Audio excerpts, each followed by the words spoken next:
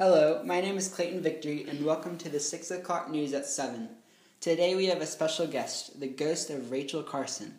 Hello, Rachel, and welcome to our show. So tell me, how is heaven? Oh, it's pretty good, Clayton. So Rachel, tell me about your childhood. Well, I was born on May 27th, 1907 in Springdale, Pennsylvania. It was a pretty rural town, so I had a lot of exposure to nature.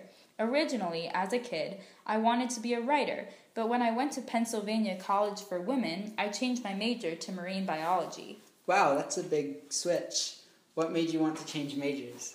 Well, after a while of writing, I realized that all I wrote about was marine biology, and then I figured out that marine biology interested me more than writing did. So I noticed that even though Silent Spring was your most famous work, you actually wrote a few other novels and articles about the ocean. Yes, I did, Clayton. At first I worked doing government research and wrote for them, but it was not until I left my job there that I wrote Silent Spring. Okay, so what exactly was Silent Spring about? Well, it was about the harmful effects of DDT, which is a synthetic pesticide, on the environment, especially the wildlife like animals. Right. And most people attribute the beginning of the environmental movement to you, and more specifically, Silent Spring. What do you think of that? Well, I don't want to take all the credit, but I think in the long run, the ban on DDT will not only help the environment, but also humans. When you say in the long run, why did it not help out in the short run?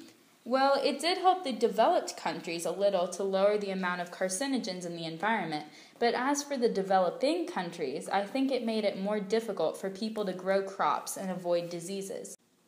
So I know that you died of cancer shortly after Silent Spring was published on April 14th, 1964 to be exact.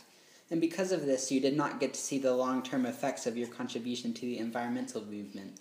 Well, I did not get to experience it on Earth, but I did see it from heaven, which allowed me to truly rest in peace. Thank you so much for coming out to my talk show tonight. It was a pleasure, Clayton.